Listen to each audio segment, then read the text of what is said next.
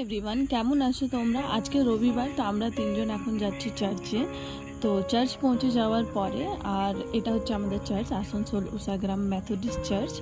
তো চার্চ পৌঁছে যাওয়ার পরে এই যে গানটা হচ্ছিলো, তো গানটা ভিডিও আমি এই জন্য বানিয়েছি কারণ আমরা হোস্টেলে এই গানটা খুব গাইতাম। আমার হোস্টেলের বন্ধুরা যদি এই ভিডিওটা দেখে তাহলে ওরা গানটা বুঝতে পারবে, তো তাদের জন্য এই গানটা আমি ভিডিও করেছিলাম আর কি।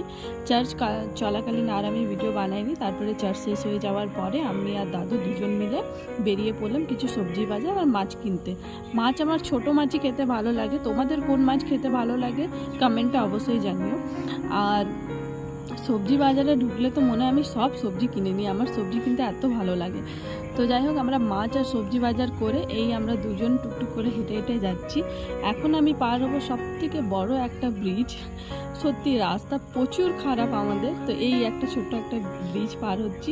ভিডিওটা কেমন হয়েছে অবশ্যই জানিও।